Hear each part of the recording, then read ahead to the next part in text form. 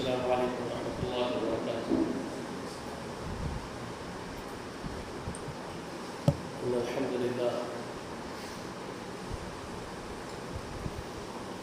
الحمد لله رب العالمين، والصلاة والسلام على سيدنا نبينا محمد وعلى آل محمد وبارك وسلم. أما بعد، أعوذ بالله السميع العليم من الشيطان الرجيم. بسم الله الرحمن الرحيم. هو الذي أرسل رسوله بالهدى ودين الحق ليظهره على الدين كله ولو كره المشركون. تعرف إلا وحده لا شريك لله وزيبا درود السلام تمام انبیاء و تمام مرسلین پر، خصوصاً اللہ کی انگیت رحمت و برکت نازل نبی آخر الزمان محمد رسول اللہ صلی اللہ علیہ وسلم. اللهم صل على محمد وعلى آل محمد وبارك وسلم. گزشتہ میں نے آپ کے سامنے ذکر کیا، خلیل الرحمن علیہ السلام نے خانہ کعبہ کی دیواروں کو رفع کیا تو ان کے ساتھ ان کے فرزند سیدنا اسماعیل علیہ السلام نے شانہ بشانہ اپنے باپ کے ساتھ اس کام میں حصہ لیا، جس کا ذکر اللہ تعالیٰ نے سورۃ البقرہ کی آیت نمبر 126 میں فرمایا ہے، 127 میں معاف کیجیے گا. تو اللہ تعالیٰ نے اس کا ذکر کیا، وَإِذْ يَرْفَعُ إِبْرَاهِيمُ الْقَوَاعِدَ مِنَ الْبَيْتِ وَإِسْمَاعِيلُ. اللہ نے ہمارے نبی محمد رسول اللہ کے سامنے اس بات کا ذکر کر کے ابراہیم علیہ السلام کی طرف نسبت کرنے والے تمام اہل کتاب کو بھی اس بات کی خبر دی. یاد کرو، تمہیں معلوم ہونا چاہیے کہ تم جس کی طرف نسبت کرتے ہو سیدنا ابراہیم کی طرف، وہ خلیل الرحمن ابراہیم علیہ السلام کے ساتھ ان کے فرزند ابراہیم، یہ دونوں باپ بیٹے اس وقت اللہ کے گھر کی خانہ کعبہ کی دیواریں رفع کر رہے تھے، اٹھا رہے تھے. تو انہوں نے دعا کی تھی. وہ دعا اللہ تعالیٰ نے سورۃ البقرہ کی آیت میں آیت نمبر 147 میں ذکر کی. انہوں نے کہا ربنا تقبل منا انک انت السمیع العلیم. پروردگار اس کام کو تو ہم سے قبول فرما لے، خانہ کعبہ کی اس تعمیر والے کام کو، اس کی خدمت کے کام کو ہم سے قبول فرما، بے شک تو قبول فرمانے والا ہے. تو گزشتہ میں نے اس کے ذیل میں بہت ساری باتیں آپ کو بتا دی کہ بہت بڑا شرف ہے یہ خانہ کعبہ کی خدمت کرنا، اس کی صاف صفائی کا خیال رکھنا، اور جو لوگ یہ کر رہے ہیں ان کے لیے ہماری دعا بھی کہا کہ اللہ تعالیٰ ان کو اس کا بھرپور اجر عطا فرمائے اور ان سے اللہ تعالیٰ یہ حق کا کام ہمیشہ لے، اور اللہ تعالیٰ ان کی حفاظت بھی فرمائے کہ وہ ادھر ادھر نہ ہو جائے. شیطان اور نفس کے دھوکے سے اللہ تعالیٰ ان کی حفاظت فرمائے، یہ ہماری دعا بھی ہے. اس کے بعد اس کام کے کرتے وقت، خانہ کعبہ کی دیواروں کو اٹھاتے وقت، یہ بات میں اس سے پہلے بھی کئی مرتبہ کہہ چکا ہوں، پھر کہوں گا. بعض لوگوں کو چھو رہی ہے بات، اچھا نہیں لگ رہا ہے بعض لوگوں کو، لیکن میں کیا کروں، کسی کو برداشت نہیں ہو رہا ہے تو میں بات بھی نہ کروں قرآن و سنت کی، تو یہ تو نہیں ہو سکتا. اللہ نے قرآن مجید میں اس کی خبر دی ہم کو، وَإِذْ يَرْفَعُ. ذرا غور کیجیے، جب رفع کیا ہے ابراہیم اللہ کے گھر کی دیواروں کو، اِذْ يَرْفَعُ إِبْرَاهِيمُ الْقَوَاعِدَ مِنَ الْبَيْتِ، تو آج بھی اللہ تعالیٰ نے اس کی اس نشانی کے طور پر ایک معجزہ تھا، وہ اس معجزے کو، اس اعجاز کو ایک نشانی کے طور پر اللہ نے آج تک بھی باقی رکھا ہم لوگوں کے دکھانے کے لیے. رفع کیسے کیا انہوں نے؟ انسان کے قد سے تو بہت اونچا ہے وہ خانہ کعبہ، تو اس کی دیواریں خانہ کعبہ کی، اور اس وقت لفٹنگ کی مشینری تو ہوا نہیں کرتی تھی،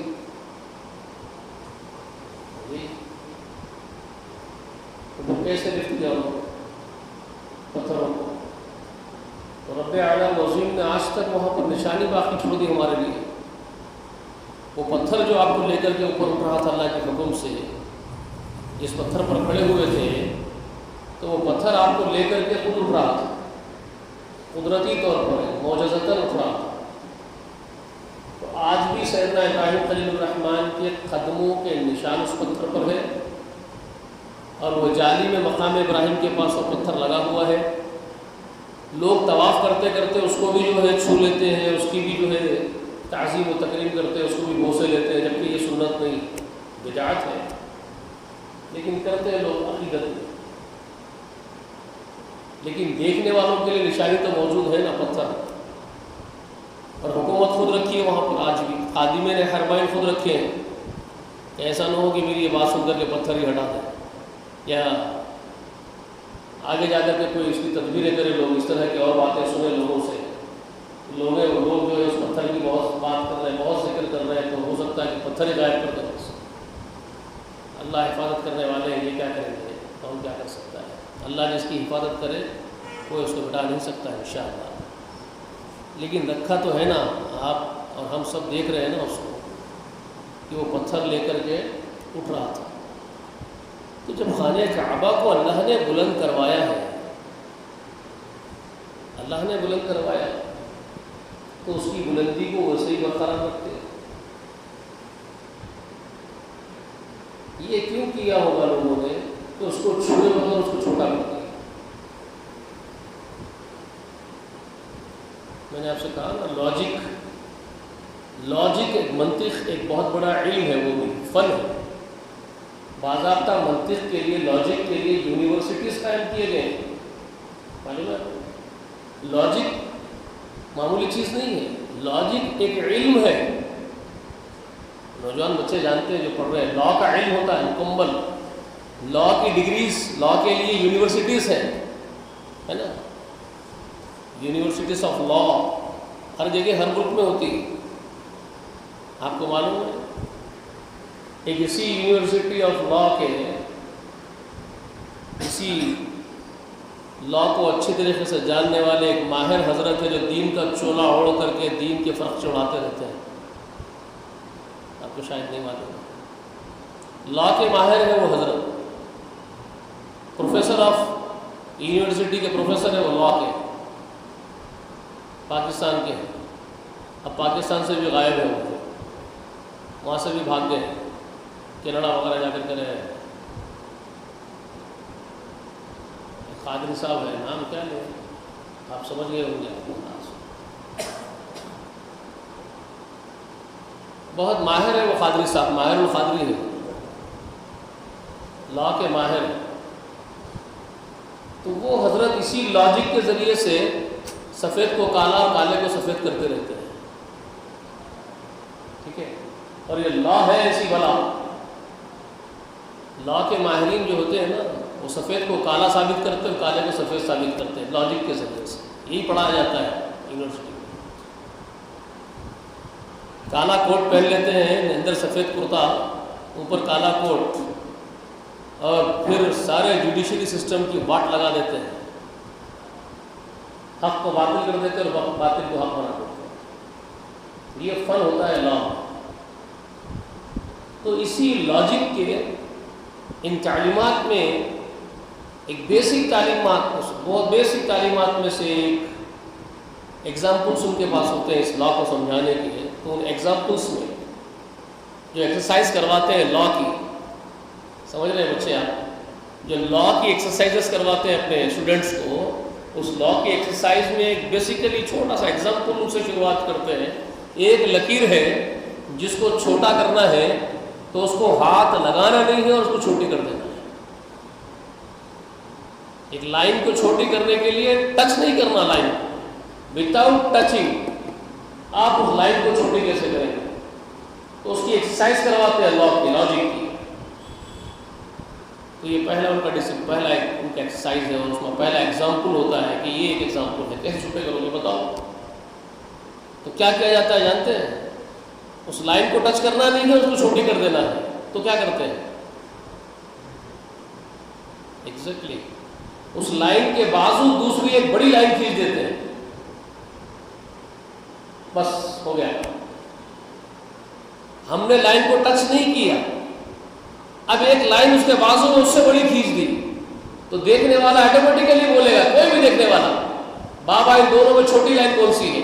تو جو لائن پہلے خود بڑی تھی، اکیلی تھی تو خود بڑی تھی، جب اس کے بازو میں اس سے بڑی کھینچ دیے تو آٹومیٹیکلی وہ چھوٹی ہو گئی، اس کو ٹچ نہیں کرتے، چھوٹی کر دی ہے، دیکھنے والا خود ہی بولے گا یہ چھوٹی ہے، جبکہ جب وہ واحد اکیلی کھڑی تھی تو وہ بڑی تھی، جب اس کے بازو کوئی لائن نہیں تھی، وہ اکیلی تھی تو وہ بڑی تھی، جب اس کے بازو اس سے بڑی کھینچ دی ہے تو وہ آٹومیٹیکلی چھوٹی ہو گئی۔ تو یہ ہے ایکسرسائز لا کی، لاجک کی۔ میری بات سمجھ میں آ گئی ہوگی عقل مندوں کو؟ اللہ نے خانہ کعبہ کو بلند کیا تھا، وہ اکیلا بلند ہوتا تو پھر وہی بلند ہوتا، وہی اونچا ہوتا، لیکن اس کی دیواروں کو کم نہیں کیا گیا۔ اس کو اگر ٹچ کر کے اس کی دیواریں کم کرتے تو ہنگامہ ہو جاتا، فساد ہوتا، زمین کے اندر ایک فساد ہوتا، سارے لوگ کھڑے ہو جاتے ہیں، کلام نعرے لگاتے ہیں، تو اس کو تو چھوڑے گی۔ لیکن ایکسرسائز یہ کرنی ہے کہ وہ چھوٹا آٹومیٹیکلی ہو جائے۔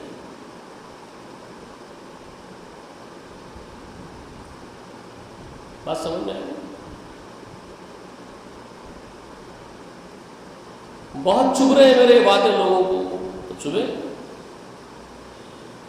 یہ کام تم نے کیا، تم نے کسی کے ڈیزائن پر عمل کیا، ڈیزائن دینے والے ماہر القادری ہیں،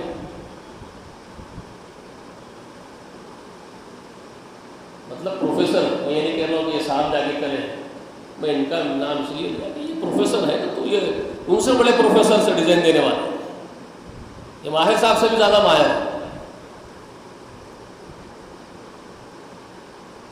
تو ڈیزائن تو لیا، آپ نے ایکسیپٹ تو کیا، اس پر ورک آؤٹ تو کیا، پروجیکٹ پر کام تو کیا، کر بھی رہے،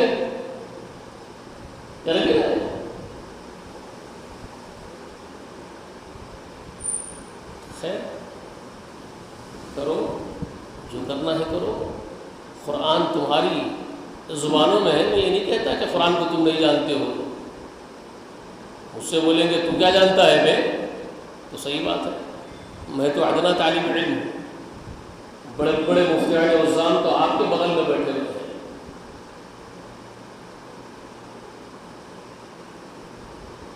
آپ کے پاس علامہ لوگ بیٹھے ہوئے ہیں جنہوں نے دین اسلام کو گھول کے پی لیا، وہ سب آپ کے ساتھ ہیں، تو آپ کو کس بات کا ڈر ہے؟ میرے جیسے چھوٹے موٹے آدمی کا کیا خوف، میں کیا کر سکتا ہوں، نہیں گنتی بھی نہیں، ہاں صحیح بات ہے، میں کچھ نہیں جانتا، طالب علم، لیکن حشر کے میدان میں یہ طالب علم شاید بھاری پڑ جائے گا، یہ بھی اندازہ ہے، کیونکہ وہاں تصدیق ہوگی انشاءاللہ جو میں کہہ رہا تھا یہ سب صحیح تھا یا غلط تھا، وہاں معلوم، یا نہیں بلا سکتا میں کسی سے، میرے اندر اتنی ہمت نہیں، میرے اندر اتنی قدرت نہیں، اتنا پاور نہیں کہ میں تم لوگوں سے میری بات منواؤں، میں جو کچھ کہہ رہا ہوں میں صحیح کہہ رہا ہوں یہ کہوں، نعوذ باللہ، میں اتنی بڑی حماقت بھی نہیں کروں گا اور اتنا دعویٰ میرا نہیں ہے، لیکن امید کی کرن ضرور ہے میرے اندر کہ روز محشر، حشر کے دن یہ بات انشاءاللہ میں کہہ سکتا ہوں کہ میں جو کہہ رہا تھا اللہ تعالیٰ میری بات کو سچ کہہ دے، میری دعا ہے اللہ میری اس بات کو سچ کر دے کہ یہ جو کچھ ہو رہا تھا یہ ڈیزائن پر نہیں ہو رہا تھا، کسی کے ڈیزائن پر نہیں ہو رہا تھا، دیکھیں گے انشاءاللہ معلوم ہوگا، اگر میں غلط ہوں تو میں اللہ تعالیٰ سے بھی معافی مانگتا ہوں، اللہ مجھے معاف کر دے، لیکن جو کچھ میں سوچ رہا ہوں میں نہیں سمجھتا کہ جو کچھ میں سوچ رہا ہوں اور دیکھ رہا ہوں، ماحول کا جائزہ لے رہا ہوں، ماحول کو دیکھتے ہوئے میں جو کچھ سمجھ رہا ہوں وہ غلط نہیں ہو سکتا انشاءاللہ، صحیح۔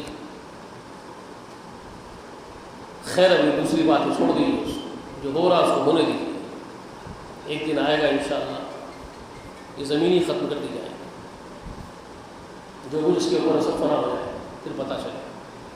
تو خیر اب اس کے بعد والی آیت کریمہ کی طرف چلتے ہیں، 128 کی طرف، سورۃ البقرہ کی، جس میں خلیل الرحمن علیہ السلام فرماتے ہیں کہ ربنا، اب یہ ایک اور دعا ہے، انبیاء کی عموماً دعاؤں کو جو قرآن نے ذکر کیا ہے وہ ربنا ربنا ربنا ربنا، اور اللہ کے رسول نے جتنی دعائیں ہم کو سکھائی ہیں وہ عموماً آپ کو ملتی اللہم اللہم اللہم، بہت خاص بات ہے، سمجھ میں آ رہی ہے میری بات کیا ہے؟ قرآن مجید میں انبیاء کی دعاؤں کے تذکرے اللہ کرتے ہیں قرآن میں، یا اللہ والوں کی دعاؤں کے تذکرے کرتے ہیں اللہ تعالیٰ قرآن میں. تو ربنا ربی یہی الفاظ آپ کو دعاؤں کے پہلے ملتے ہیں. ربنا آدم علیہ السلام کی دعا، ربنا ظلمنا انفسنا وان لم تغفر لنا وترحمنا لنکونن من الخاسرین. اکیلے ابراہیم کی دعا، ربی اجعلنی مقیم الصلاۃ، ربنا یہ دعا. یہاں پر بھی خلیل الرحمن کی دعا کا تذکرہ ہوا. ربنا، اب یہ دونوں باپ بیٹے خانہ کعبہ کی دیواریں بناتے وقت اوپر جو دعا کرے، ربنا تقبل منا، پروردگار ہماری اس خدمت کو، یعنی خانہ کعبہ کی دیواروں کی اس رفعت والے کام کی خدمت کو قبول کیجیے گا.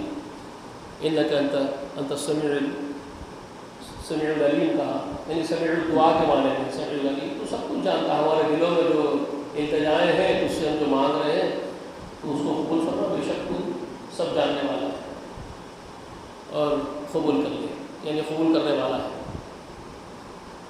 اس کے بعد ربنا وجعلنا مسلمین لک، اب یہاں اپنے دونوں کے لیے باپ بیٹے دعا کر رہے ہیں. پروردگار تو ہم کو بنا دے مسلمین لک، تیرے لیے فرمانبرداری اختیار کرنے والے بنا دے، یعنی تیری ہر بات کی فرمانبرداری کرنے والوں میں سے کرنے والے ہم کو بنا دے. تو جو حکم دے ہم اس کو بجا لائیں، ایسی توفیق والے، ایسے تیرے غلام بندے ہم کو بنا دے اللہ. دونوں باپ بیٹے دعا کرتے کہ ہم تیرے فرمانبردار اور مسلم کہلائے دنیا میں تیرے پاس. مسلم کسے کہتے ہیں؟ مسلم کسے کہتے ہیں؟ لغت العربیہ میں یہ لفظ مسلم کا اطلاق لغت میں جو لکھا ہے، سب سے پہلے عرب کے لوگ جو بدوی ہیں، ان کی زبان عربیہ سے ان کی بنی ہوئی الفاظ کی، ملفوظات کی، تو اس کے لیے تعارف کروائے ہیں، پروڈیوس کروائے ہیں کہ پہلا یہ لفظ مسلم عربوں نے اس اونٹ پر کہا تھا جس اونٹ کی ناک میں نکیل لگا کر کے قابو کر لیے تھے. آپ بھی شاید حضرت صاحب پڑھے ہوئے لغت. عرب کے اندر اونٹ، جنگلی اونٹ بھی ہوتے ہیں جنگلوں میں، ریگستان کے جو بیابان، بڑے بڑے ریگستان کے بڑے بڑے جنگل ہیں. ہمارے پاس لکڑی کے جنگل ہوتے ہیں، جھاڑیوں کے جنگل ہوتے ہیں، پہاڑوں کے جنگل ہوتے ہیں. ان کے پاس پہاڑوں اور ریت کے جنگل ہیں. عربستان کے عموماً جنگل، وہاں جھاڑیاں نہیں ہوتی، جھاڑ پیڑ پودے وہاں پر نہیں. وہاں جنگل ہے تو کس کا ہے؟ صرف ریت ہی ریت نظر آئے گی اور پتھریلے پہاڑیاں نظر آئیں گی، پتھریلے پہاڑیاں اور ریت، یہی جنگل ہے. تو اس جنگل کا جو جانور ہے، جو جنگل کا راجا ہے، ریگستان کے جنگل میں جو بادشاہ کہلاتا ہے، یا ریگستان کا جہاز کہتے ہیں وہ لوگ اس کو، ریت کا جہاز، تو وہ ان کے پاس اونٹ ہے. اونٹ جنگلی جانور اونٹ ان کے پاس. اور اونٹ کو شاید وہ لوگ اپنا نیشنل اینیمل بھی کہتے ہیں عرب میں، ہے نا بیٹا؟ صحیح ہے. تو وہ اونٹ جنگلوں میں جو آزاد ہوتے تھے وہ بڑے خطرناک بھی ہوتے ہیں. لوگوں کو یہ نہیں معلوم اونٹ خطرناک بھی ہوتے ہیں، بہت خطرناک ہوتے ہیں. آدمی کو ایک لفظ میں اس کا بھیجا پھوڑ دیتے چاپ کے، وہ معلوم شاید ہوگا. منہ سے دانتوں سے پکڑ لیتا کھوپڑی کو، انسان کو کھوپڑی پکڑا تو سمجھ میں آدمی گیا، دبا کے پھوڑ دیتا کھوپڑی کو دارل کی طرح سے، پک ختم. جنگلی اونٹ بہت ڈینجر ہوتے ہیں. اسی لیے قرآن مقدس میں اللہ تعالیٰ ان جانوروں کی پیٹھ پر جب سوار ہو جاتے ہو نا، تو اللہ تعالیٰ سورہ زخرف میں آیت کریمہ تو کیا دعا سکھائے اللہ تعالیٰ سکھائے. سو قرآن کی آیت ہے، وہ اس کو رسول صلی اللہ علیہ وسلم نے دعا کے طور پر ہم لوگوں کو سکھایا. قرآن آیت ہے، سبحان الذی سخر لنا ھذا، سبحان الذی سخر لنا ھذا وما كنا له مقرنین وإنا إلى ربنا لمنقلبون. یہ قرآن کیا ہے؟ رسول اللہ جانور کی پیٹھ پر سوار ہو جاؤ تو رسول اللہ نے کہا کہ پھر یہ دعا کرو، بسم اللہ کے نام سے سوار ہو، بسم اللہ، اس کے بعد کہو سبحان الذی سخر لنا ھذا. بہت منزہ ہے، پاک ہے، اعلیٰ ہے، عرفہ و اللہ ہے، وہ ذات ہے جس نے اس جانور کو ہمارے لیے مسخر کر دیا، ہمارے تابع کر دیا. سخر لنا ھذا، ہمارے لیے جانور کو اللہ نے مسخر کیا. وما كنا له مقرنين، ورنہ ہم نہیں تھے اس کو قابو کرنے والے.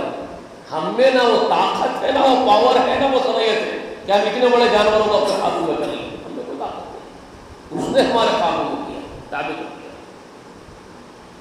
وَإِنَّا إِلَىٰ رَبِّنَا لَمُنقَلِبُونَ، اور یہ بات حقیقی ہے کہ ہم ایک دن ہمارے اسی رب سے جا ملیں گے جس نے ہمارے لیے یہ سب نعمتوں کے طور پر عطا کیا. تو جانور، آپ ہندوستان میں ہیں تو دیکھ رہے ہوں گے، اب ہم تو ساؤتھ انڈینس ہیں، ہم میں سے تو ہمارے بڑے بزرگ سفید بال والے وہ تو خوب دیکھ رہے بھی ہیں. کیرل میں، کرناٹک میں وغیرہ میں، اب گاؤں میں دیہاتوں میں جا کے دیکھتے ہیں، چھوٹے اندر کے گاؤں میں ہاتھیوں کو پالتے ہیں. گاؤں والے ہاتھیوں سے کام لیتے ہوئے، ناریل کے جھاڑوں سے ناریل توڑ کے ان کے اوپر رکھ کے لاتے ہیں، بہت سارے کام لیتے ہیں ہاتھیوں سے، ہاتھی پالتے ہیں وہاں کیرلا ہوگا. تو کئی مرتبہ آج کل تو سوشل میڈیا کا دور ہے، آپ دیکھ رہے ہوں گے یوٹیوب کے اوپر ویڈیو کے مزے بھی لیتے ہوں گے، دیکھ دیکھ کے کبھی کوئی ہاتھی صاحب نکل جاتے فریم میں سے. پالے گئے ہاتھی، پالا ہوا ہاتھی جب فریم میں سے باہر نکل جاتا ہے، پھر جاتی ہے ان کی عقل بند، تو پھر کیا ادھم مچا دیتے ہیں دیکھیں کبھی. پورے گاؤں کے گاؤں تباہ کر دیتا ہے ایک ہاتھی. گھڑا توڑ کے پھینک دیتا، کارا اٹھا کے پھینک دیتا، جھوپڑیاں توڑ کے پھینک دیتا، قصہ ختم، کوئی کسی کے قابو میں نہیں آتا. پھر انسان کیا ہے، اللہ تعالیٰ انسان کو وہ صلاحیتوں سے نوازے، اس لیے اشرف المخلوق بنائے نا. پھر انسان اس کو قابو میں کرنے کا سامان بھی اللہ نے اس کو ہدایت دی، انسان کو اس کی عقل میں وہ چیزیں ڈالی. پھر حضرت کیا کرے، وہ انجیکشن سرنج کے اندر جو ہے دوا زہریلی بھر کے بندوق کے اندر لگا کے دور سے ٹھک کو لے ٹوکڑے مارے، شام کو نکل جاتا بے ہوش. کون کر رہے ہیں یہ؟ حضرت انسان کو اللہ نے اتنی ساری صلاحیتوں سے نوازا. اب ذرا غور کرو، کبھی اتنے بڑے ہاتھی کو ایک چابک لے کے سرکس میں نچا رہا ہے یہ انسان، یہ 5 فٹ 6 فٹ کا انسان جس کا بہت وزن بڑھا بھی لیا، خوب کھا کھا کے گیڈا بھی بن گیا، تو 100-150 کلو سے بڑھ کے نہیں ہوتا ہے. ذرا سوچو، یہ انسان اگر اپنا ویٹ بہت بڑھا لے، اوور ویٹ ہو جائے، زیادہ سے زیادہ ویٹ کر لے اپنا، تو میکسیمم کتنا ہوگا بھائی؟ 150 کلو 200 کلو ہوگا تو لوگ بولیں گے یہ تو ہاتھی کا بچہ ہے. انسان ایک تنزیہ بولیں گے اس کو، اس سے بڑھ کے تو ہو نہیں سکتا. جانتے ہیں ایک ہاتھی کا وزن کتنا ہوتا ہے؟ ایک ہاتھی کا وزن کیا ہوتا ہے؟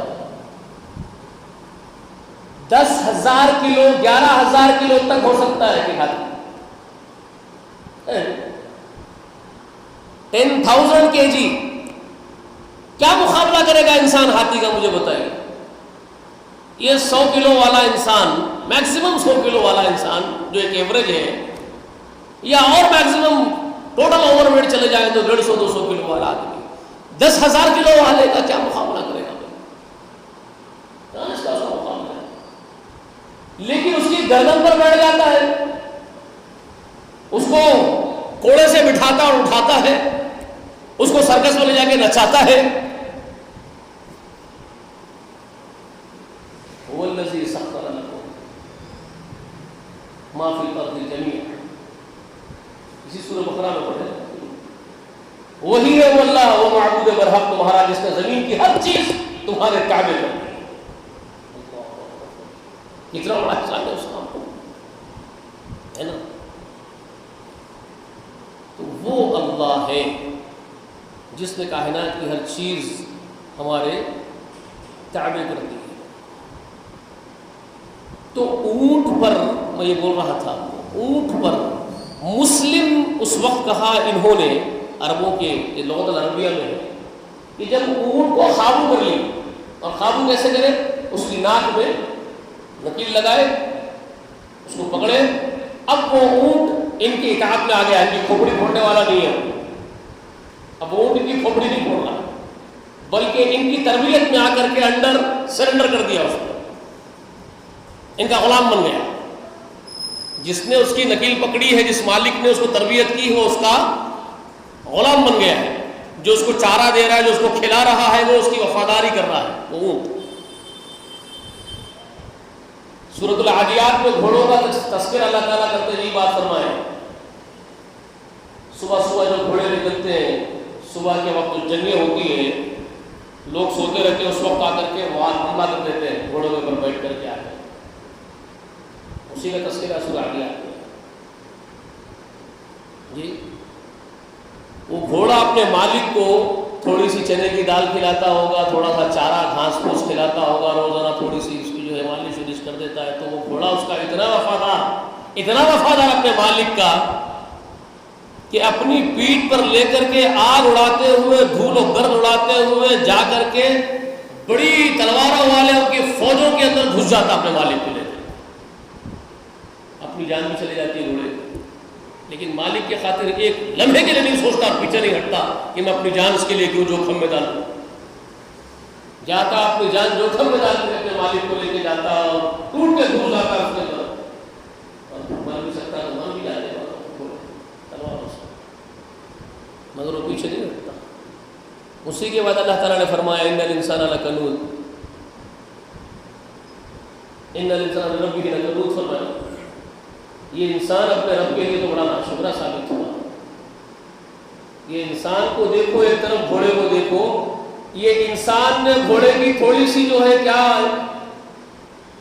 ذمہ داری اٹھائی، اس کو کھلایا اور پلایا، تو وہ گھوڑا اس کے کھلانے پلانے کے عوض میں وفاداری کی انتہا کر دیا اور اپنی جان ایک لمحے کے لیے سوچے بغیر جوخم میں ڈال کر کے اپنے مالک کے لیے وہ اپنی جان بھی قربان کر دیا۔ مگر یہ انسان ہے پیدائش سے لے کر کے موت تک اپنے رب کا کھاتا ہے لیکن غیر اللہ کا کھاتا ہے، اس سے بڑا ناشکرا کو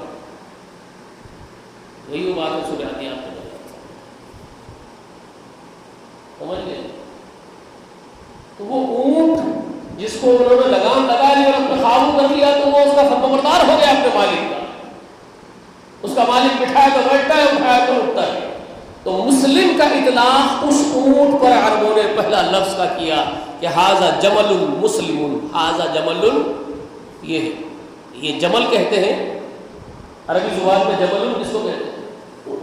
ھذا جمل مسلم، یہ اونٹ مسلم ہو گیا، مسلم یعنی فرما بردار ہو گیا، اس کی نکیل اب ہمارے ہاتھ میں ہے، اب یہ موکاٹ نہیں ہے، یہ اونٹ آزاد نہیں ہے، موکاٹ نہیں ہے، خود کی مرضی کا مالک نہیں رہا اب یہ جانور، اب یہ جانور اپنی مرضی کو ہمارے حوالے کر دیا ہے، ہم اس کو کھوٹے سے باندھتے ہیں تو بیٹھ جاتا ہے، ہم اٹھا کے لے کے چلتے ہیں چلتا ہے، ہم بٹھاتے بیٹھتا ہے، اٹھاتے اٹھتا ہے، ہمارے ہاتھ میں اس کی نکیل ہے، جو ہم چاہیں گے وہ یہ کرتا ہے جانور، تو یہ ہمارا مسلم ہے۔ تو اس مسلم کا اطلاق اس اونٹ سے ہوا، شروعات مسلم۔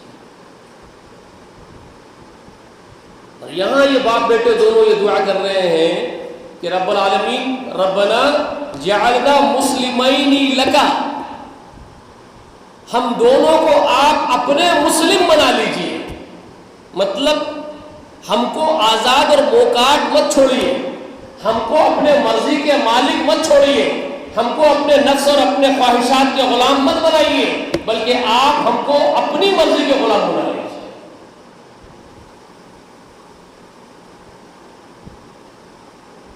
سمجھ میں آئی؟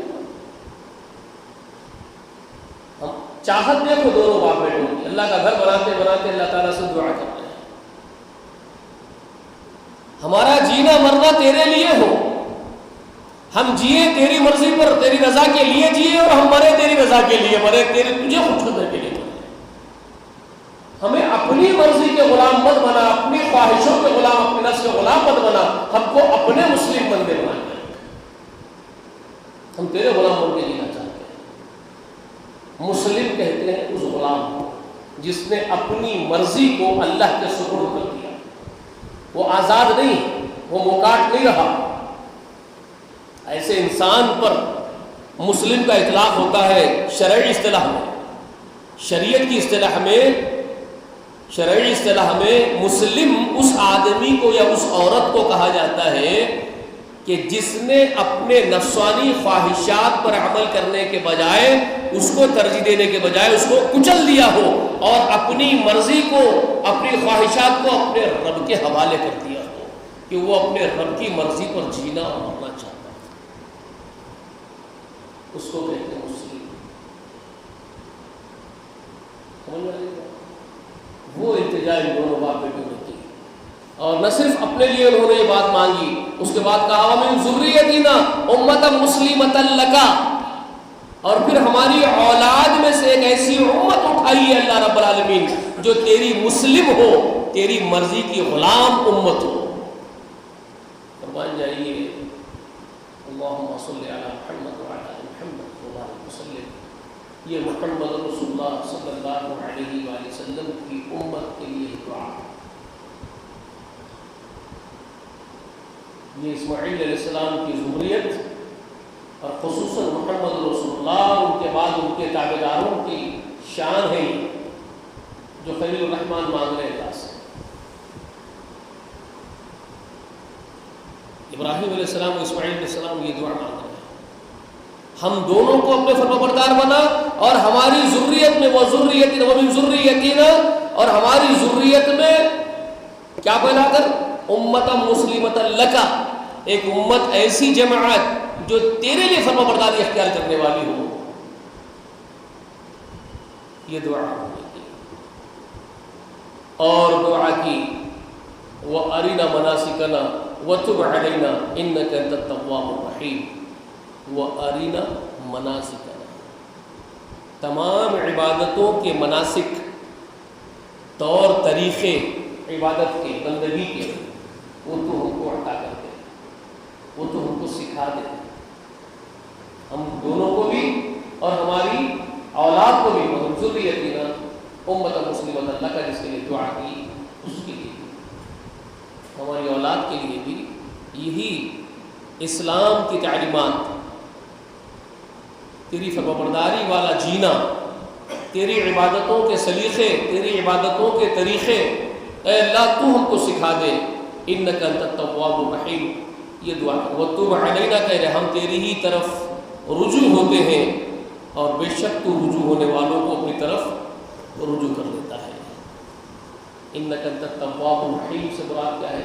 بے شک تو اتنا مہربان ہے کہ تیری طرف رجوع ہونے والوں کو تو رجوع اپنی طرف ہونے کی توفیق دے دیتا ہے، اور اپنی طرف رجوع کر لیتا ہے، بندوں پر تو رحم کرتا ہے، تو بڑا رحم والا ہے۔ یہ دعا انہوں نے کی، ٹھیک ہے۔ اب آئیے اہم ترین دعا، یہی دعا کی پوری فہرست ہے، یہ فہرست ہے پوری دعا کی جو سورۃ البقرہ میں لگا نقل کر رہے ہیں آپ کے سامنے ایک کے بعد ایک آیت کے ذریعے سے۔ اب آیت نمبر 129 میں آئی ہے، 128 کے بعد یہ جو دعا ہے آیت نمبر 129 کی، اہم ترین دعا ہے سیدنا ابراہیم خلیل الرحمن کی، اور اس دعا کا بہت گہرا تعلق ہے محمد رسول اللہ سے۔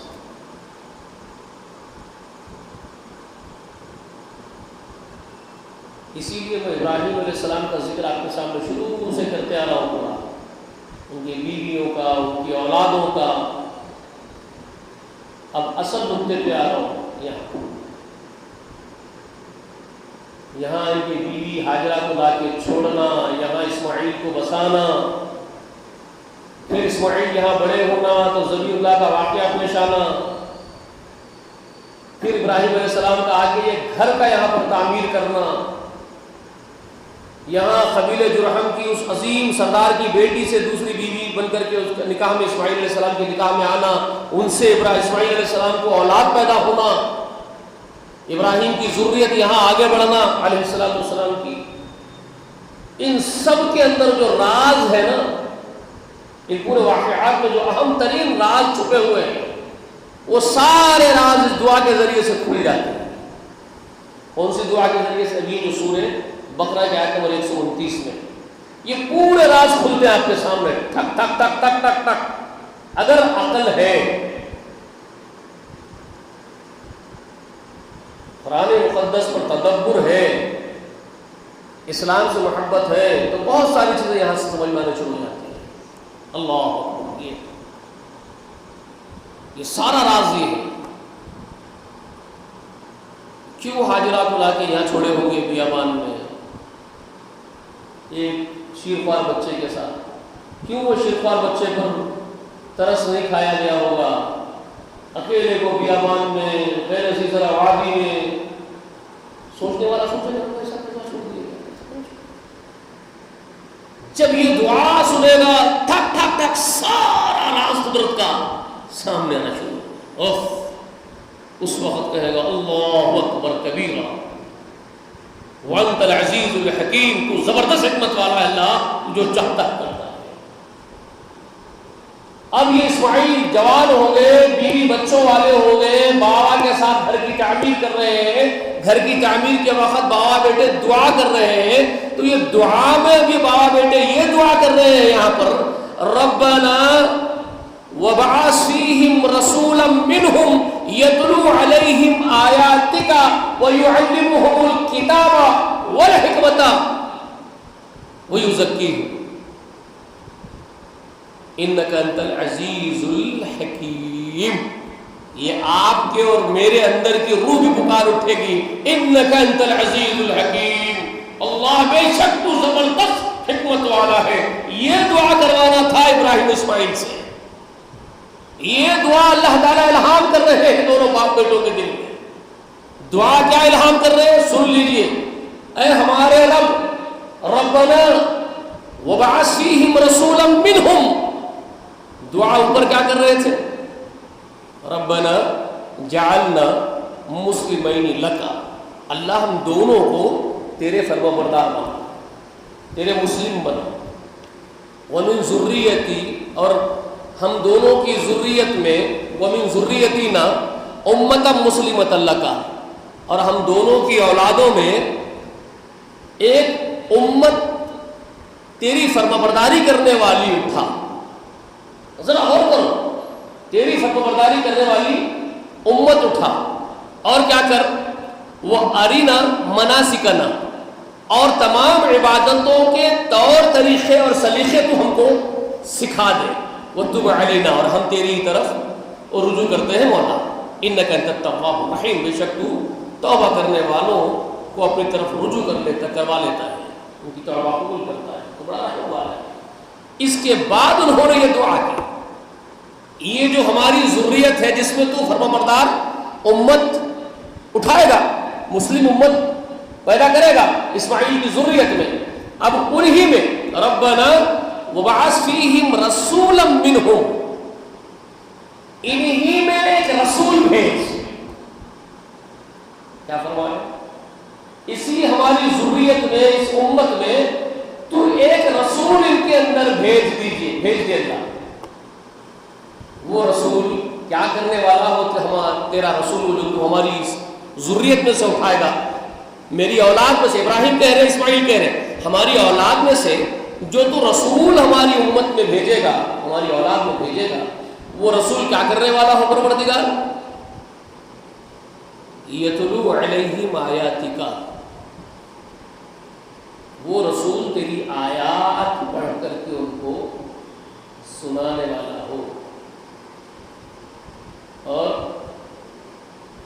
وَيُعَلِّمُهُمُ الْكِتَابَ وَالْحِكْمَةَ، اور وہ ان کو کتاب اور حکمت کی تعلیمات دینے والا ہو، وَيُزَكِّيهُمْ، اور وہ ان کو پاک کرنے والا ہو، وہ رسول۔ اِنَّكَ أَنْتَ الْعَزِيزُ الْحَكِيمُ، بے شک تو زبردست حکمتوں والا ہے۔ یہ اولاد اسماعیل جو خانہ کعبہ کے اندر بسی حجاز میں،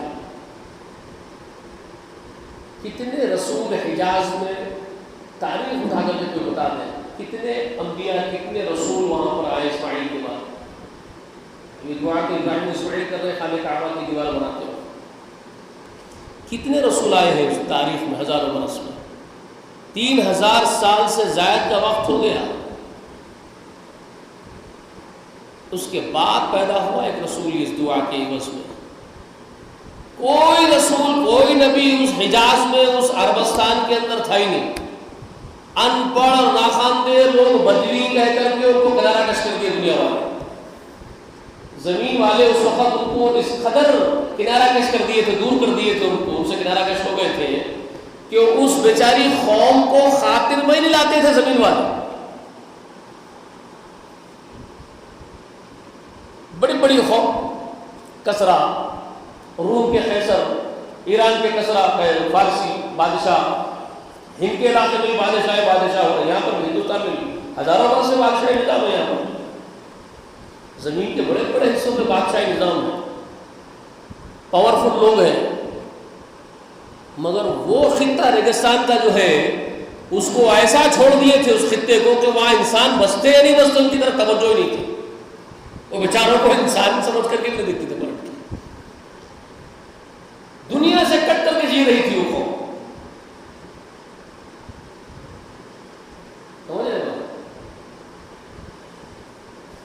ان سے نہ ملتے تھے، نہ ان کو منہ لگاتے تھے، نہ ان سے بات کرتے تھے. جنگلی جاہل قوم سمجھتے تھے. اور ان کی پرٹیکولر اپنے مزاج، اپنی چلن، اپنی زندگی، اپنا کلچر ساری دنیا سے کٹ کے ایک الگ کلچر ہے ان کا، عربوں کا. انہوں کبھی کسی کو بادشاہ نہیں بنائے. پوری عرب کی تاریخ میں دیکھ لو، کوئی بادشاہی نظام تھا ہی نہیں ان کے پاس. حجاز میں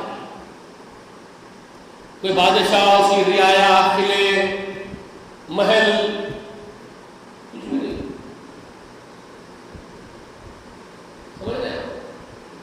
قبائلی زندگی ان لوگوں کی.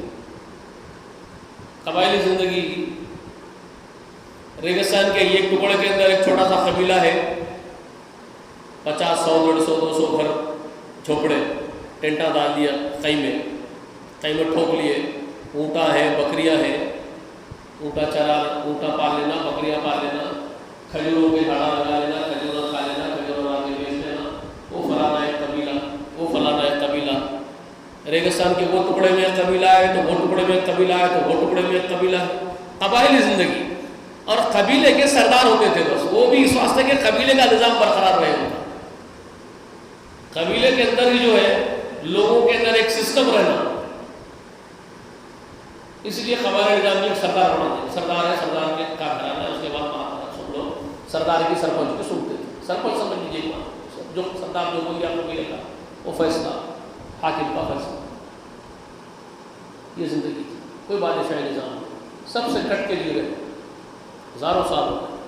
کوئی نبی نہیں. ان پڑھ لوگ، ان کو معروف کر دیا گیا زمین کے اوپر ناخواندہ لوگ، ان پڑھ لوگ، جاہل، بدوی قسم کے لوگ جو پڑھے لکھی قوم نہیں. ان کے اندر ان کی اپنی زبان عربی میں ایک سے ایک ماہر شعراء بھی تھے، لیکن وہ شعراء کا تعارف بھی صرف انہی کی قوم میں. ایسا نہیں ہے کہ دنیاوی سطح پر معروف ہو رہے ہیں. ان کے اندر کا بڑا شاعر ہے جس کو وہ لوگ سمجھتے تھے کہ ہمارے اندر سب سے قابل آدمی. جو بدوی عرب تھے، وہ عربوں کے اندر اگر کوئی بڑا شاعر ہے جو الفاظ کو، عربی جملوں کو بہت موتیوں کی طرح سے ملفوظات کو پرو کر کے بڑے سلجھے ہوئے انداز میں کلام بولتا، تو اس کلام کو شاعری کہتے تھے، جس میں قافیہ، ردیف کا خیال رکھا جاتا ہے. جیسے ہمارے پاس ہمارے شعراء اردو کے قافیے کو، ردیف کو ملا کر کے جو اشعار بناتے ہیں، تو ان کے پاس بھی الفاظ اور ملفوظات کو جو ہے پرونا، موتیوں جیسے ایک کے پیچھے ملتے جلتے الفاظ رکھنا. تو یہ شاعروں کا طریقہ کار ہوتا تھا عربی زبان میں. ٹھیک ہے. تو جو اس کو جانتا تھا، اس کلام کے فن کو، اس کو وہ بڑے شعراء کہتے تھے. ان کے یہاں شعراء، شاعر. لیکن وہ بھی انہی کی قوم کے اندر قابل مانے جاتے تھے. وہ ایسا نہیں تھا کہ ان کے قوم کا وہ قابل آدمی باہر آ کر کے باہری دنیا میں بھی جو ہے قابلیت بنوا لیا، اپنی لوہا بنوا لیا اپنی قابلیت کا. لوگ اس کی قابلیت کے متعارف ہو گئے. باہر کے لوگ تو اس بیچارے کو بھی حقیر سمجھتے تھے. ان کے بیچ والے شاعر کو بھی یہ لوگ تو اتنے بڑے بڑے کان کھاتے باہر کی دنیا میں، تو یہ اس بیچارے کو بھی خاطر میں نہیں لاتے تھے. اسی جیسا عام آدمی، جیسا وہاں کے بدوی کو حقیر جانتے تھے، ویسے اس شاعر کو بھی حقیر ہی جانتے تھے. دنیا ان کو حقیر ہی سمجھتی تھی. یہ ان کی پہچان تھی عرب کی. کوئی نبی وہاں پر کتاب لے کر کے نہیں آیا. اب ان لوگوں کو زعم تھا کتاب والے، نبی والے ہونے کا. وہ کس کو زعم تھا؟ کن کے پاس تھے وہ نبوت کا سلسلہ؟ جی گزشتہ سب تفصیل بتایا. ابراہیم علیہ السلام کے چھوٹے بیٹے اسحاق، ان کے بیٹے یعقوب، ان کی ذریت کو یہ شرف حاصل تھا کہ ان کے اسحاق نبی ہے تو ان کا بیٹا پیدا ہوا یعقوب، وہ بھی نبی ہے. یعقوب کا بیٹا پیدا ہوا یوسف، وہ بھی نبی ہے. نبوت کا سلسلہ وہاں جاری ہے. وہاں کلیم اللہ موسیٰ علیہ السلام نبوت کا کام انجام دیے، بہت بڑی نبوت کا کام انجام دیے. ان کے بعد داؤد علیہ السلام ہے، پھر ان کے بعد سلیمان علیہ السلام ہے. سب نبی بنتے گئے. یوشع بن نون آئے، وہ نبی ہے. سب نبی نبی نبی نبی. سمجھ رہے بات؟ تو وہاں سلسلہ نبوت جاری ہے اور آسمانی کتابیں وہاں ہیں. وہاں زبور ہے، وہیں پر تورات وہی ہے، زبور وہی ہے. اور بالآخر آل عمران کو منتخب کیا اللہ تعالیٰ نے، مریم کو، ان کے بیٹے کو. تو وہ بھی کتاب والے، انجیل والے، وہ بھی نبی. سمجھ میں آ رہی ہے بات آپ؟ وہاں سلسلے نبوت، علم کا سمندر، وہاں علم کا سلسلہ ہے، تسلسل ہے علم کا. اور یہاں علم کسے کہتے معلوم ہے؟ جہالت. کتنے برس گزر گئے اس دعا کے؟ 3000 سال ہو گئے. 3000 سال کے بعد یہ دعا رنگ لائی. یہ دعا ظاہر ہوئی ہے قبولیت کی شکل میں. کون بولے گا بھائی؟ ایک دعا، اتنا برگزیدہ نبی، اللہ کا اتنا چہیتا خلیل، اتنا مقرب اللہ تعالیٰ کا، ہر حیثیت سے آزمایا گیا اللہ تعالیٰ کے، اور ہر آزمائش کو پورے اترے. اللہ نے امامت کا تاج سر پر رکھ دیا، امام الناس کا. وہ ابراہیم، وہ دعا کر رہے ہیں. اور وہ ذبی اللہ، وہ بیٹا جو وہ لخت جگر ابراہیم کا، جس نے اللہ کی محبت میں اپنے باپ سے کہا یا ابت افعل ما تؤمر ستجدنی انشاءاللہ من الصابرین. ابا جان، جو حکم آپ کو اللہ نے دیا وہ ذبح کرنے کا کر دیجیے. اللہ نے چاہا تو آپ مجھے صبر کرتے ہوئے ذبح ہو جانے والا دیکھیں. وہ اسماعیل ہے دعا کر رہے ہیں، وہ ابراہیم ہے دعا کر رہے ہیں. اور وہ دعا ایک نبی بھی نہیں، ایک نبی بھی نہیں، ہزاروں برس گزر گئے.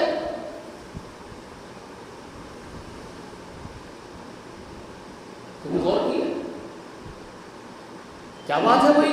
اتنے عظیم شخصیت ہے دونوں باپ بیٹے اور دعا کر رہے ہیں. وہ بھی خانے کعبہ کی دیواریں بناتے ہوئے دعا کر رہے ہیں اور قبول ہی نہیں ہو رہی.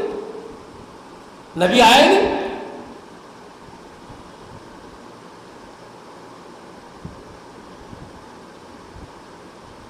بہت زبردست حکمت ہے، بہت بڑے گہرے راز ہے قدرت کے اس میں.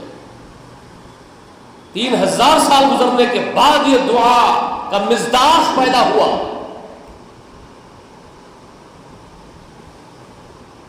لوگ کتنی اجرت کرتے ہیں اپنی دعاؤں کے بعد.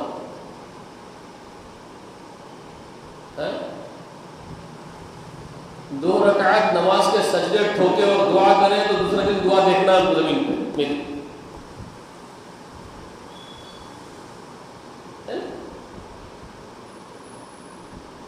ورنہ اللہ کے شکوے شروع کر دیتے ہیں. کیا بات ہے کوئی دعا نہیں قبول ہو رہی ہے. اوقات سے کئی دور اوپر اٹھ کر کے باتیں کرتے ہیں. اور یہاں سیدنا ابراہیم اور اسماعیل، ان کو خود نہیں معلوم ہے ہماری دعا کب قبول ہو، لیکن وہ بے صبرے نہیں ہیں.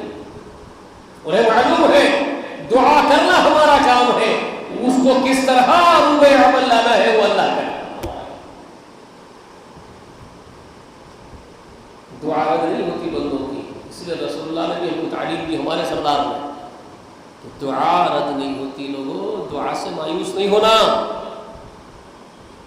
دعا کے قبول ہونے کے قسمیں بتائے رسول اللہ صلی اللہ علیہ وسلم. ایک تو یہ ہوتا ہے کہ تم جو مانگتے ہو اسی وقت مل جاتا ہے، تم خوش ہو جاتے ہو، دعا کرا قبول ہو گئی.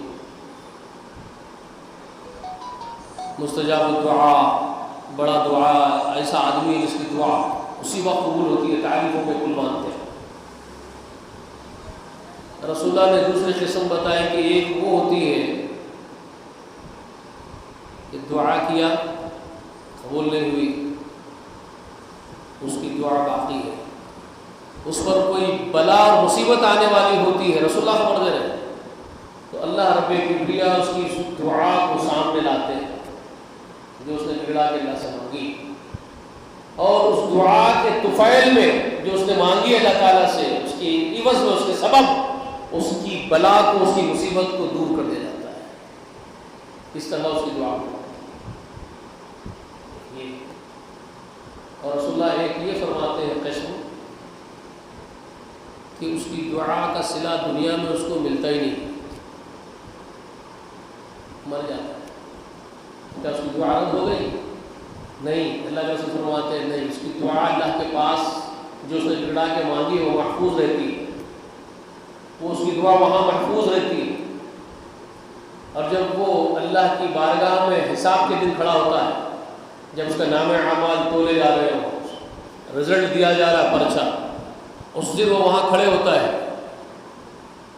اب اس کے ثواب کم زیادہ ناپ میں تولے جاتے رہتے ہیں، یہ ڈرتا رہتا ہے بل. اس دن اس کی وہ دعا کا اجر دیا جاتا ہے جو محفوظ ہے اس کے پاس، اللہ کے پاس. اللہ اس کی دعا نکلوانے کا حکم دیتے ہیں، وہ دعا نکالی جاتی ہے. اس نے دعا مانگی تھی، وہ دعا، اب اس کی دعا کے اس بدلے میں اتنا بڑا چڑھا کر کے اجر دیا جاتا ہے، جس اجر کو دیکھنے کے بعد وہ دعا کرنے والا وہاں جو کھڑا ہوتا ہے وہ اب دانتوں میں انگلی دبا کے وہ رشک کرتا ہے. اب وہ رشک کرتے ہوئے کہتا ہے کاش دنیا میں میری ایک بھی دعا اللہ قبول نہیں کرتا، ساری دعاؤں کو یہاں محفوظ کر کے آج اس کا اجر دیتا. اتنا اجر کو دیکھ کر کے دنگ ہو جاتا ہے، اور وہ یہ حسرت کا اظہار کرتا ہے کہ دنیا میں ایک بھی دعا قبول نہیں ہوتی تو بہت اچھا. یعنی دعا خالی جا ہی نہیں رہی ہے بندے کی جو مانگا ہے اس کو، کسی نہ کسی حیثیت سے کام آ رہی ہے. دنیا میں کام آ رہی ہے، حشر کے دن بہت بڑا کام آ رہا ہے، بیکار نہیں. تو اتنا بھی وقت لگ سکتا ہے. میں یہ بتانا چاہ رہا ہوں کہ دعا کی قبولیت کے لیے اتنا وقت بھی ہو سکتا ہے کہ میدان حشر میں بھی اس کا صلہ مل سکتا ہے. تو دعا کہاں خراب ہو رہی ہے؟ تو خلیل الرحمن کی دعا رکھی گئی ہم کس کھیت کی مولی ہے، اور اس میں بڑی راز ہے قدرت کے، حکمت کے.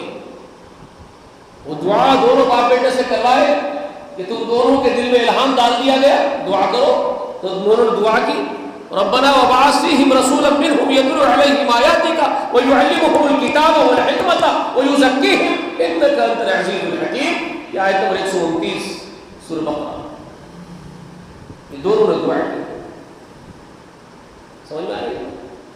اے اللہ رب العالمین، تو ہماری ذریت میں یہاں بسنے والی امت میں ایک رسول ان میں بھیج، تو تیری آیتیں پڑھ کر کے ان کو سنائے، ان کو کتاب اور حکمت کی تعلیمات دے، ان کو پاک کرے.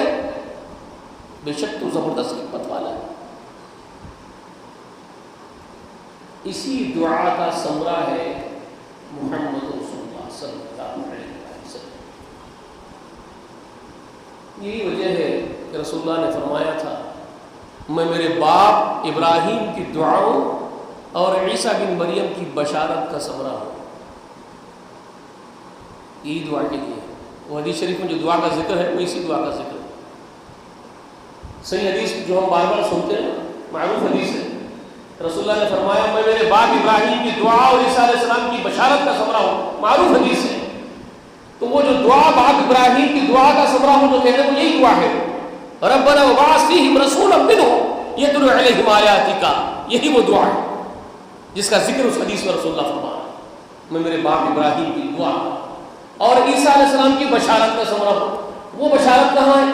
میں نے گزشتہ اپنے میں ذکر کر دی. وہ کہاں ہے؟ سورہ صف. سورہ صف. اور آیت کریمہ کون سی ہے؟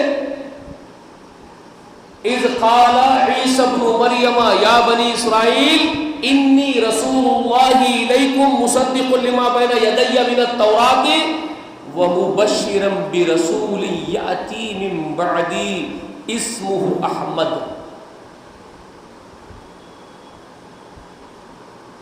سورہ صف. اللہ نے یاد دلایا، یاد کرو عیسیٰ بن مریم نے بنی اسرائیل سے کہا. بنی اسرائیل کون؟ یعقوب علیہ السلام کے بیٹے اسحاق علیہ السلام کی اولاد, اور عیسیٰ علیہ السلام انہی کے پاس رسول بنا کر کے بھیجے گئے ہیں. اور عیسیٰ علیہ السلام ان لوگوں سے کہہ رہے ہیں, اللہ کا ذکر کر رہے ہیں ہمارے سامنے قرآن کے ذریعے, بذریعہ قرآن ہم کو اس بات کی اطلاع دی جا رہی ہے کہ عیسیٰ علیہ السلام نے بنی اسرائیل سے کہا تھا, اے بنی اسرائیل, میں اللہ کا بھیجا ہوا پیغمبر ہوں, رسول ہوں تمہارے بیچ میں. میں تورات کی تصدیق کرتا ہوں جو میرے ہاتھوں میں ہے. تورات کس کی کتاب ہے؟ تورات کس کی کتاب ہے بھائی؟ موسیٰ کلیم اللہ علیہ السلام کی لائی ہوئی کتاب ہے تورات. اور عیسیٰ علیہ السلام بہت بعد میں ہے موسیٰ علیہ السلام کے. سمجھ رہے ہیں؟ موسیٰ علیہ السلام اور عیسیٰ علیہ السلام کے درمیان میں 1500 سال کا فرق ہے. سمجھ میں آ رہی ہے؟ قریب کم و زیادہ 1500 سال 1500 سال کا کم و بیش فرق ہے دونوں کے درمیان. اتنا بڑا وقفہ ہے. تو عیسیٰ علیہ السلام بنی اسرائیل سے کہہ رہے ہیں, بنی اسرائیل کے پاس پہلے سے موسیٰ علیہ السلام کی نبوت کی تعلیمات ہے اور تورات موجود ہے ان کے ہاتھوں میں, جس پر وہ عمل پیرا ہونے کا دعویٰ کر رہے ہیں. بنی اسرائیل دعوے دار تھے کہ ہم تورات کے ماننے والے, موسیٰ کے ماننے والے. تو عیسیٰ علیہ السلام نے وہی بات ان سے کہی, بنی اسرائیل, میں اللہ کا بھیجا ہوا رسول ہوں تمہارے بیچ میں, اور میں تورات کی تصدیق کرتا ہوں جو موسیٰ علیہ السلام لائے کتاب و تورات, جو میرے بھی ہاتھوں میں ہے وہی تورات, میں بھی اسی کا عامل ہوں اور میں تصدیق کرتا ہوں اس کتاب تورات کی. اور ساتھ ساتھ کیا کہا؟ وَمُبَشِّرًا بِرَسُولٍ, مبشر کہتے ہیں بشارت دینے والے کو. مبشر نام بھی رکھتے ہیں نا ہمارے پاس, کسی کا نام مبشر رکھتے ہیں تو اس کا معنی کیا ہے مبشر کا؟ بشارت دینے والا, خوشخبری سنانے والا. تو عیسیٰ علیہ السلام کہہ رہے ہیں وہ مبشر, میں مبشر ہوں کس کا؟ برسول, ایک رسول کا مبشر ہوں, یعنی ایک رسول کی خوشخبری تم کو سنا رہا ہوں. ایک رسول کی میں تم کو خوشخبری سنا رہا ہوں. من بعدی, جو میرے بعد آئے گا. وہ رسول جس کی میں خوشخبری سنا رہا ہوں میرے بعد ہوگا.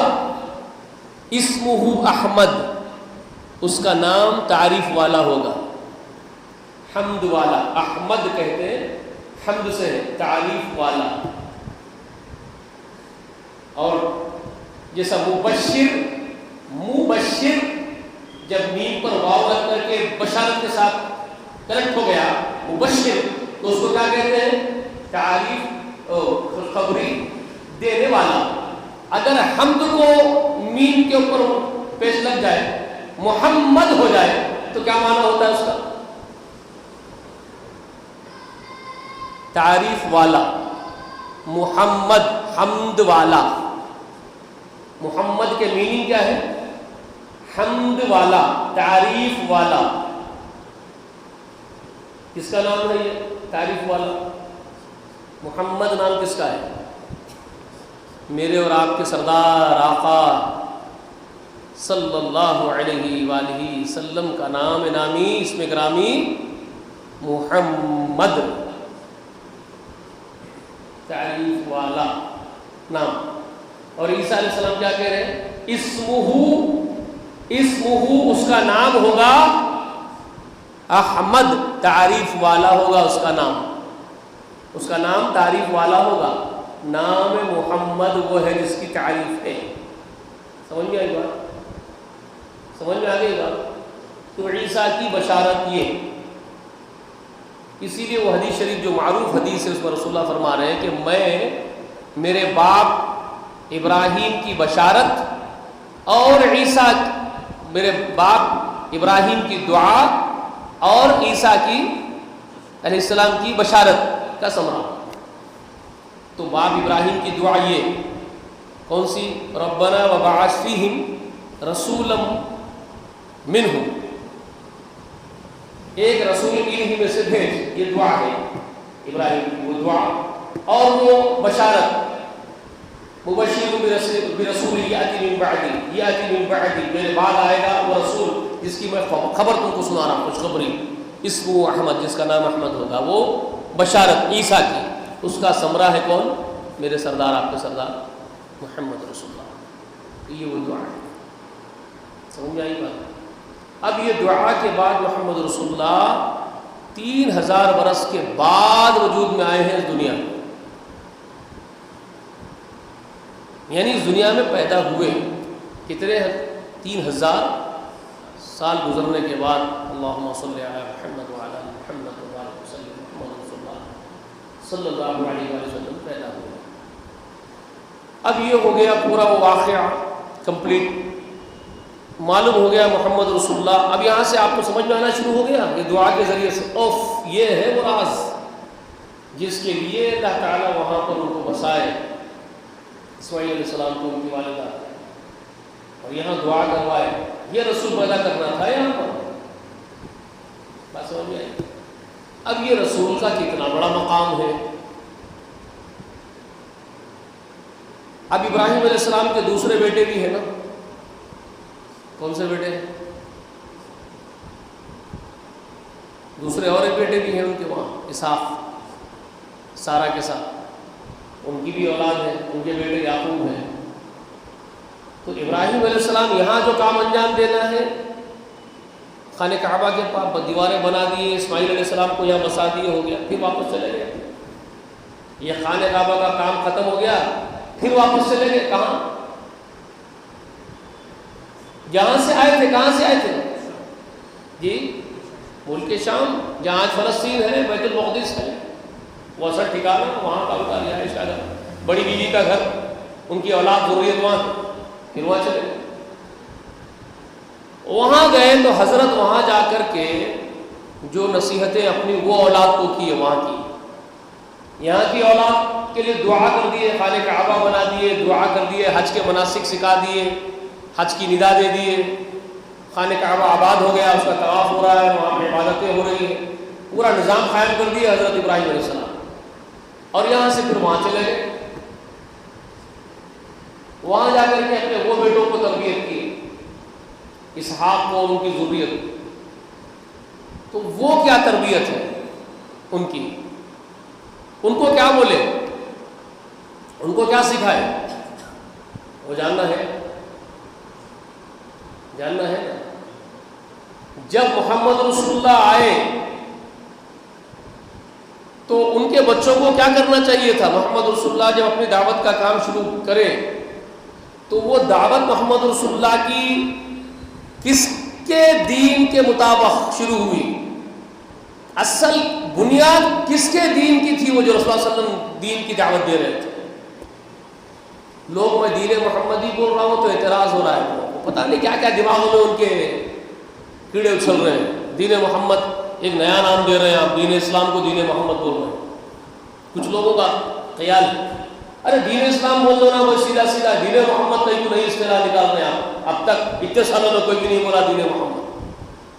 دیوانوں, دین ابراہیم اس وقت سے بولا جا رہا ہے جب ہزاروں برس ہو گئے. رسول اللہ صلی اللہ علیہ وسلم, صحابہ اکرام سب بولتے تھے کہ عرب کے لوگ دین ابراہیمی پر تھے. دین ابراہیمی کیا ہے پھر؟ وہ اسلام نہیں, کوئی اور دین تھا کیا دین ابراہیمی؟ جس کو دین ابراہیمی کہا جاتا تھا دور قدیم میں, وہ دین ابراہیمی کس کو کہتے تھے وہ لوگ؟ دین اسلام کو یا کسی اور دین کو؟ دین اسلام کو ہی دین ابراہیمی کہتے تھے.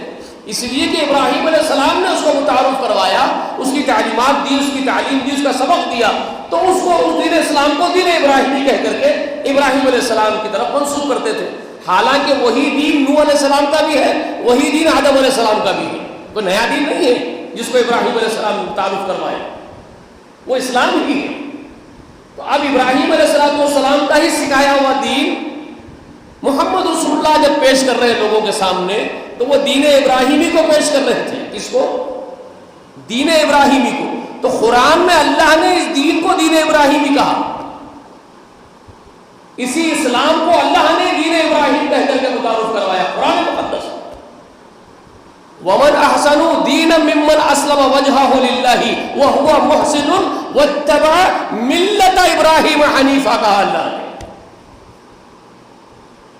اس سے بہتر, یہ رسول اللہ کے لیے اللہ قرآن میں بیان فرما رہے ہیں, رسول اللہ کے خاطر, اس سے بہتر دیندار کون ہوگا جس نے اپنے چہرے کو اللہ کی طرف متوجہ کر لیا فرمانبرداری کے ساتھ, اور وہ خود نیک ہے لوگوں کے بیچ میں، لوگ جانتے ہیں کہ وہ خود نیکوکار ہے، اور وہ ابراہیم علیہ السلام کے دین کا پیروکار ہے، وہ دین ابراہیمی کا پیروکار ہے، ملت ابراہیم کا پیروکار ہے۔ یہ تعارف کس کا کر رہے ہیں اللہ تعالیٰ؟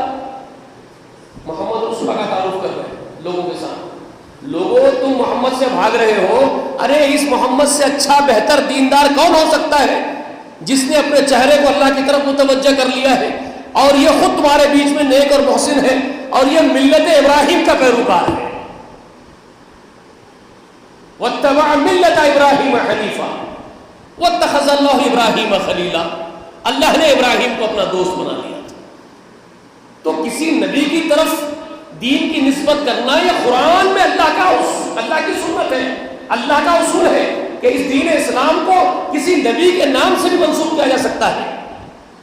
جیسے اللہ نے ابراہیم کے نام سے اس دین کو منسوب کیا، تو میں محمد رسول اللہ کے نام سے اس دین کو منسوب کر رہا ہوں، کیونکہ اب محمد رسول اللہ کا دور ہے نبوت کا، یہ دور محمدی ہے، تو میں دین محمدی کہہ رہا ہوں۔ یہ کہاں نیا کام ہوا؟ عقل پر پھٹ رہے ہیں آپ علم نہیں جانتے اور بکواس کرتے ہیں، پہلے علم سیکھو۔ سمجھ میں آئی بات آپ کو؟ تو اب میں آپ کو یہ بتانے والا ہوں کہ دین محمد اصل میں صلی اللہ علیہ وسلم کتنا عظیم کام ہے محمد رسول اللہ کا، یہ جاننا ہے۔ اور پھر ساری بنی اسرائیل جتنے اولاد ہیں یعقوب ہیں، ان کا کام کیا تھا، وہ محمد رسول اللہ کو قبول کرنا چاہیے تھا، وہ بھاگنا تھا۔ وہ بہت عظیم راز ہوں گے قدرت کے اور حکمت کے، انشاءاللہ آئیں گے اگلے اتوار کو انشاءاللہ ضرور آئیے گا، تاکہ آپ کو بہت سارے حقائق معلوم ہو جائیں۔ اللہ سے دعا ہے کہ کہنے سننے سے زیادہ اللہ ہم سب کو عمل کرنے کی توفیق دے۔ آمین وآخر دعوانا الحمد للہ رب العالمین۔ السلام علیکم ورحمۃ اللہ وبرکاتہ۔